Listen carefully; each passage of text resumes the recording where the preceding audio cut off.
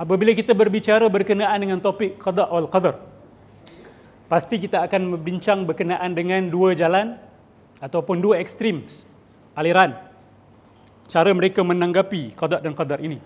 Satu dipanggil sebagai Jabariyah, satu dipanggil Qadariyah. Kalau tanya saya, aliran Jabariyah ini yang biasanya saya dengar di Nusantara. Saya jarang dengar Qadariyah. Tapi Jabariyah ni dia real, dia memang ada dan dia memang wujud. Dan siapakah mereka itu? Mereka ni adalah kumpulan yang menisbahkan diri mereka kepada aliran Sufi Batini. Okey? Dan kalau kita lihat dalam Al-Quran, siapakah yang mempergunakan alasan Jabariyah untuk mempertahan akidah palsu mereka? Ada tak dalam Quran? Golongan yang mendakwa, kalau bukan Allah yang menentukan begini, maka aku tak akan syirik. Kalau bukan Allah yang menentukan begini, maka aku tidak akan sembah berhala. So don't blame me, jangan salahkan aku. Allah yang menentukan aku musyrik, Allah yang menentukan aku menyembah berhala. Ada tak musyrikun Quraisy berhujah begitu dalam Al-Quran? Okay, kalau kita buka suratul An'am ayat 148, sayaqulul ladzina asyraku law syaa Allah ma asyrakna. Golongan yang musyrik ni dia akan cakap, dia akan beri alasan, kalau Allah tidak mahu, kalau Allah tidak inginkan, kami tidak akan syirik. Siapa pernah dengar kenyataan seperti ini? Saya pribadi pernah dengar. Apa nak sibuk-sibuk berdakwah, Allah yang menyesatkan, Allah yang memberi hidayah. Saya biasa dengar ni daripada geng-geng makrifat ni. Ni wallahi, ini pengalaman pribadi saya, bukan sekali, bukan dua kali. Kalau kita tengok geng-geng yang giat dekat dalam YouTube pun sebarkan aliran makrifat ni, tak lekang daripada mulut mereka, Allah yang beri hidayah, Allah yang sesatkan. Jadi kenapa ustaz-ustaz ni sibuk nak menegur sana dan sini? Tapi mereka tak pasal, mereka justru sekarang menegur kita. Faham tak? Biarkanlah orang dengan aliran apa mereka nak bawa, tapi mereka tidak boleh membiarkan kita. Di sini kita lihat contradiction, ya. Ada self contradiction. Kenapa nak kena kritik orang? Biarkan mereka. Padahal kenyataan itu sendiri adalah satu kritisism. Betul? Baik. No problem. Allahumma salli ala sayyidina Muhammad. Jadi apa masalah hujah seperti ini? Apakah salah kenyataan mereka itu? Bukankah Allah Subhanahu wa taala sendiri pernah kata perkara yang lebih kurang sama dalam Al-Quran? Walau syaa Allah ma asyraku, dalam ayat lain. Kalau Allah tak inginkan, mereka tidak akan syirik. Tapi dalam ayat ni dia orang cakap benda sama. Jadi apa yang salah, ustaz? Kalau Allah tidak inginkan, kami tidak akan syirik kepada Allah. Dalam ayat lain Allah kata, kalau Allah tak inginkan, mereka tidak akan syirik. So apa perbezaan dia? Okey, kat sini kita kena sama-sama pergi ke suratul Baqarah. Suratul An-Nisa 78 ke 79. Ada Quran dalam phone, sila buka, itu yang terbaik insya-Allah.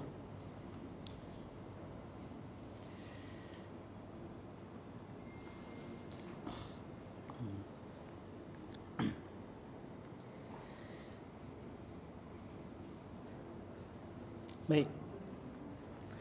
Dua ayat ini termasuk dalam dua ayat yang kalau awak baca sekilas lalu, awak akan confuse. Sebab dia seolah-olah bercanggahan. Seolah-olah, ya. Ainama takunu yudrikumul maut walau kuntum fi burujin musyayyadah. Allah Subhanahu wa taala sedang mengkritik golongan munafik yang tidak mahu pergi perang. Allah kata apa? Di mana pun kamu berada, kematian akan mendatangi kamu walaupun kamu di dalam kubu. Wa in tusibuhum hasanatun yaqulu hadhihi min indillah. Apabila kebaikan menimpa mereka, mereka kata apa? Ini daripada Allah. Apabila kebaikan menimpa siapa? Sebab tu kita kena tahu Allah sedang bercakap dengan siapa. Ayat 78 tentang siapa, 79 tentang siapa. Kalau kita salah, maka kita akan lihat ayat ini sebagai percanggah. Allah kata, mereka mengatakan, apabila kebaikan menimpa mereka, they will say, this is from Allah. Siapa yang cakap ni? Golongan munafik. Bila dapat kebaikan, dia kata Allah. Kemudian, wa in tusibhum sayyi'atun yaqulu hadhihi min 'indik. Tapi apabila keburukan menimpa mereka, mereka salahkan siapa? Rasulullah. Ni kurang ajarnya mereka. Kalau dalam bahasa kasar, dia orang kata kesialan dia ni. Sebab dialah kita ditimpa macam-macam musibah. Kena pergi perang lah, kena gaduh lah. Sebab Muhammad lah ni. Kan? Kalau Muhammad tak datang, kita tak payah lalui semua masalah ni. So, bila kebaikan datang, dia puji Allah. Sebab apa dia puji Allah? Sebab nak kena buktikan bahawa dia beriman. Dia nak kena tunjuk pada orang dia beriman. Allah, Alhamdulillah Allah kasih kita. Tapi bila datang kesusahan, Muhammad lah ni. Dia punya problem lah ni. Sebab dia ni masalah kita. So once you understand this verse is talking about who, then you understand the next verse. Kemudian, Allah kata apa? Qul, kullu min indillah. Katakanlah wahai Muhammad bahawa semua daripada Allah. Semua daripada Allah. Jangan kata ini daripada Allah dan ini daripada Muhammad. Katakan bahawa semua daripada Allah. Tak habis lagi. Fama li haula'il qaumi la yakaduna yafqahuna haditha. Apa masalah kaum ini? Mereka hampir-hampir tak faham. Allah kritik orang tak faham dalam ayat ni. What's wrong with you? What's so difficult for you to understand this verse? As if Allah is saying like that. Tengok ayat selepas itu. Ma asabaka min hasanatin fa min Allah. Sama tak apa yang munafik kata? Baik daripada Allah. Allah kata apa? Fama asabaka min hasanatin fa min Allah. Kebaikan yang menimpa kamu wahai Muhammad, wahai Muhammad adalah daripada Allah. Kemudian wa ma asabaka min sayyi'atin fa min nafsik. Tapi bila keburukan menimpa, datang daripada diri kamu wahai Muhammad. Macam sama je apa yang munafik kata. Kebaikan datang daripada Allah, keburukan datang dari Nabi Muhammad. Allah kata apa? Sama tak? Allah kata kebaikan datang daripada aku, keburukan datang daripada diri kamu wahai Muhammad. Siapa boleh rungkai this enigma? Siapa boleh rungkai? First, saya dah kasih kunci tadi. Awak kena tahu Allah telah merujuk kepada siapa. Okey? Oh, kena pakai mic. Baik. Bismillah. Kalau ada time lebih boleh sampaikan sebuah lagu sama-sama saya berduet dengan Ustaz ni. Okey. Dah lama tak pegang mic macam ni. Okey. Wa arsalnaka lin-nasi rasula. Kami utuskan kamu wahai Muhammad kepada manusia sebagai rasul. Wa kafa billahi syahida. Cukup Allah sebagai saksi. Okey, saya ulang balik soalan Munafik kata kebaikan datang daripada Allah, keburukan datang daripada Nabi. Tengah-tengah tu Allah kata apa? Qul, katakan Muhammad, kullu min indillah, semua daripada Allah. Tapi lepas tu Allah bercakap dengan Nabi, Allah kata kebaikan yang datang daripada aku, keburukan datang daripada engkau. Okay, saya cut the waiting time. The answer is Allah Subhanahu Wa Taala minta pertanggungjawaban daripada Nabi SAW. Bezakan diri kamu dengan munafik. Munafik dia tak akan salahkan diri dia sendiri.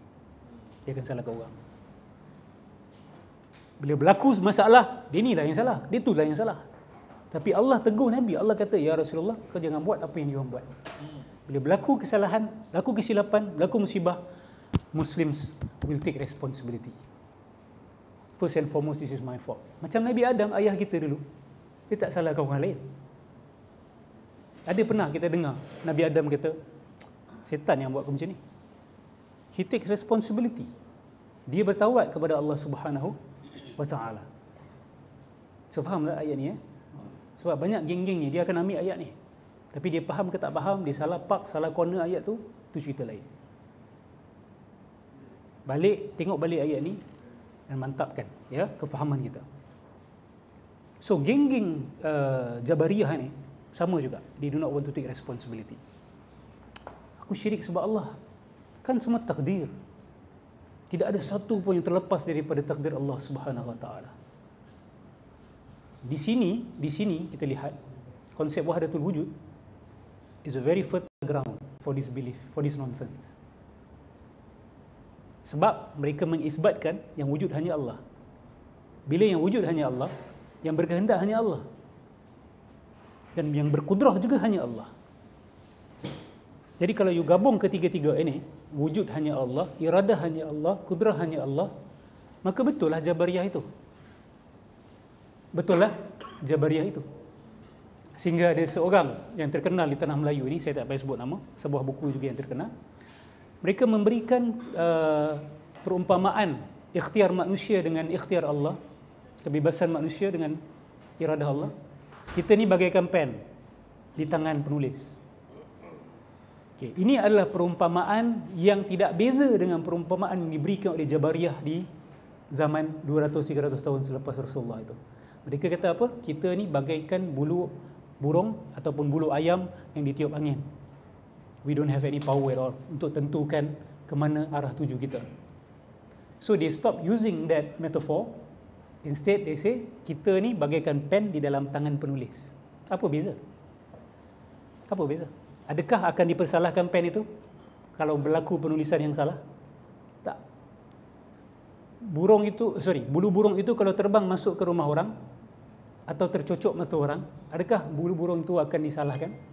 Tidak. So di situ sudah ada elemen besar Jabariyah. Dan golongan Wahdatul Wujud ni dia akan pergi kepada Jabariyah. Dan memang pun mereka pergi kepada Jabariyah. Dan apa kesan kalau akidah Jabariyah ni tersebar di kalangan anak muda? Nah, ini kepakaran Ustaz Adnin. He engages with the young people. Biasa Ustaz, soalan-soalan macam ni timbul Orang tanya pasal kadar-kadar Apa kesan kepada morality masyarakat kalau akidah ni tersebar? Dia akan ambil serius tak maksiat? Dia akan ambil serius tak berlaku jenayah dalam masyarakat? Dia akan ulang benda sama, betul tak? Dia akan kata, ni dah memang akhir zaman. Itu lagi seko. Akhir zaman, Ustaz, nak buat macam mana? Itu adalah serpihan kepada akidah ini. Yes, daripada zaman Nabi dah akhir zaman dah. Tapi ada Nabi cakap macam tu. Dah akhir zaman nak buat macam mana? Tapi tak, hari ni dah akhir zaman nak buat macam mana? Akhir zaman ke tak akhir zaman ke, kita tetap dipertanggungjawabkan atas apa yang kita buat. Cuma kita diberitahu di akhir zaman maksiat berleluasa. Itu saja. Bukan Allah kata, akhir zaman kamu tidak akan ada kuasa untuk menentukan apa yang baik, apa yang salah. Allah tak pernah kata begitu. Betul? Allah cuma beritahu kita akhir zaman keburukan, maksiat akan berleluasa. That's it. Allah tak kata akhir zaman aku akan cabut kemampuan kamu. Kamu tidak akan boleh islah apa-apa, kamu tidak akan boleh ubah apa-apa. Allah tak kata begitu. Tapi sebahagian orang dia faham akhir zaman nak buat macam mana. Berlaku maksiat besar dekat barat, nanti baca komen-komen kat Facebook, kan? Akhir zaman, akhir zaman, akhir zaman, akhir zaman. Apa nilai komen-komen seperti itu? Dia menambah apa sebenarnya? Dia tak buat awak bangkit untuk ubah keadaan. Dia just pasrah, laid back, lepas tu rasa diri baik, rasa diri suci sebab kita tak buat. Ni akhir zaman ni semua akhir zaman. Kau tak part of akhir zaman ke? So, ini manifestasi akidah Jabariyah walaupun mereka tak kata akidah mereka Jabariyah. So, kesan dia buruk pada masyarakat. Jangan main-main. Akidah ni dia akan diterjemahkan ke alam realiti. So, don't think that this is an intellectual exercise. Saya banyak kali undang benda ni. Dia akan menentukan pribadi kita. Dia akan menentukan akhlak kita, hala tuju kita sebagai seorang manusia. Ingat apa yang Za'bah kata, perangai bergantung pada diri sendiri. Orang salah faham akan kata ini Qadariyah. Bukan. Za'bah faham akidah Asy'ariyah. Tapi bila berlaku salah, you be responsible for it. Jangan kata saya macam ni sebab mak saya, ayah saya, kawan saya, negara saya, masa di mana saya dilahirkan di dalamnya. A true Muslim will not speak like that. You say, yes, I can do more. Saya boleh buat lebih daripada ni. Tapi saya salah, saya silap, saya malas. Beza tak dua orang ini? Dan siapa yang kemungkinan besar akan lebih berjaya dalam kehidupan? Semua orang tahu jawapan. Semua berhasil daripada akidah seseorang. Perangai bergantung pada diri sendiri.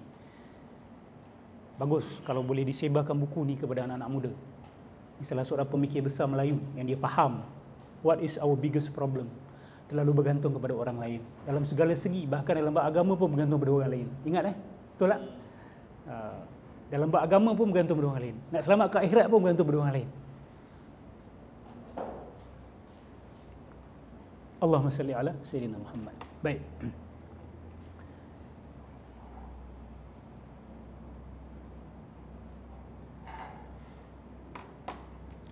Tadi musyrikun kata kalau Allah tak nak, kami tidak akan syirikkan Allah. Lepas tu dalam ayat lain Allah pun kata benda sama. Surah An'am ayat 107. Walau sya Allah ma asyraku. Jadi macam mana kita nak gabungkan antara dua ayat ini? Okay. Kalau faham ni, insya-Allah lah. Insya-Allah dia boleh clear a lot of things. Dia boleh clear a lot of things. Baik, saya tulis nota sikit. Saya kata dekat sini, awak kena bezakan dua perkara. Allah Subhanahu wa taala kataba ala nafsihi rahmah. Allah telah mewajibkan, bukan, Allah telah menulis, menentukan ke atas diri dia sendiri kasih sayang. Allah juga kata, wa ma rabbuka bizallamin lil abid. Allah tidak akan sekali-sekali menzalimi hamba-hamba dia. That means Allah Subhanahu wa taala berperilaku berdasarkan hukum sebab musabab yang tertentu. Setuju? Buat baik dibalas baik. Ma jazaa'ul ihsan illa al ihsan. Betul tak? Buat jahat balas jahat. That is the default state. Al-asl, kita kata. Al-asl begitu. That is the default state. Tapi boleh tak kalau Allah nak pecahkan? Boleh tak Allah nak mengecualikan sebahagian perbuatannya daripada asal ataupun default state tersebut? Boleh. Dalam akidah Asy'ariyah kita kata boleh sahaja. He can if he wants to. Fahamkan kunci ini dulu ya. Fahamkan. Jadi bila Allah Subhanahu wa taala mengatakan bahawa kalau Allah, kerana Allah naklah mereka tu syirik. Okay? Kerana Allah Subhanahu wa taala nak mereka itu syirik. Ini termasuk dalam yang mana satu? Which category does this falls into?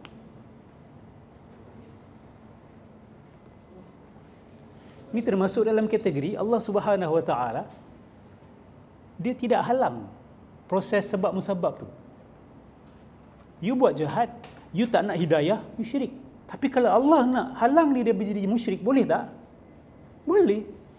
Tapi Allah let it flow. He let the hukum sebab musabab flow. You buat baik, you dapat baik. You nak baik, Allah kasih baik. You nak sesat, Allah kasih sesat. You benci kebaikan, Allah kasih you sesat. Tapi kalau Allah nak orang yang benci kesesatan, kalau Allah nak orang yang benci kebaikan dapat kebaikan, boleh tak? Boleh. Okay, so bila awak jumpa ayat-ayat seperti ini, you have to understand it in that context. And bila musyrikun kata, kalau Allah naklah sebab tu kami syirik, itu termasuk dalam Allah mengkritik mereka sebab mereka tidak mahu bertanggungjawab. Dan kenyataan itu adalah salah bila datangnya daripada mereka. Sebab kita tahu what's the purpose of them saying that. Okay? Now, ada soalan tak sebelum kita proceed?